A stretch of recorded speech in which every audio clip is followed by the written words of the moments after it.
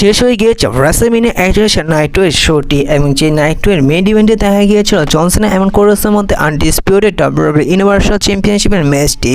আর এই ম্যাচটি নিয়ে অনেক কিছু আশা করেছিল, কিন্তু তেমন কোনো কিছুই দেখা যায়নি।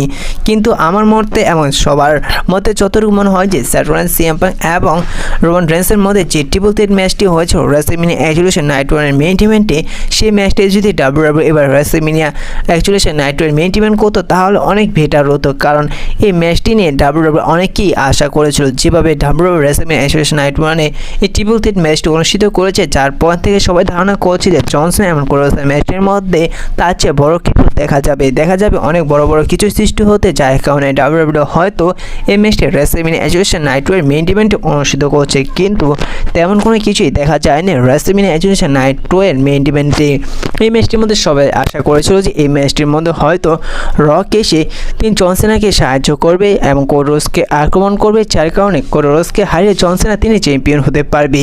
কিন্তু ডাব্লিউডাব্লিউ কী করলো, জন সিনাকে সে হেল্প করতে পাঠালো শুধু ট্রাভিস স্কটকে। বলা যায় যে একটি সিঙ্গার হয়ে তেমন কোনো হাইপ সৃষ্টি করতে পারেনি এবং ট্রাভিস স্কটের মাধ্যমে জিতানো হলো বলা যায় যে জন সিনাকে। যে কোরস তিনি রোমান রেন্সে 1316 দিনের টাইটেল রেন্টে এন্ড করে তিনি চ্যাম্পিয়ন হয়েছে এবং তাকে এত বাজেভাবে হার হলো জন সিনার কাছে। এই বিষয় নিয়ে বর্তমানে কোনো দর্শকরা বর্তমানে এই ম্যাচটি নিয়ে খুশি নয়, সবাই এই ম্যাচটিকে নিয়ে ক্রিটিসাইজ করছে, এমনকি অনেকে খুশি হলো। কিন্তু আমার মনে হয় যে এই ম্যাচটি সবচেয়ে বাজে ম্যাচ ছিল। এই জায়গায় অন্তত দেখা যেত রককে, এবং যেহেতু এবার Steve Austin WrestleMania night two এসেছিল, তাকে হয়তো ডাব্লিউডাব্লিউ যুক্ত করতে পারতো এই ম্যাচটিতে। এমনকি কোরসকে যেহেতু বড় সুপারস্টার বানাতে চাইছে, অন্তত রকের মাধ্যমে এসে জন সিনাকে জেতাতো। কিন্তু ডাব্লিউডাব্লিউ বর্তমানে একেবারে এই ম্যাচটি বাজে করে দিয়েছে।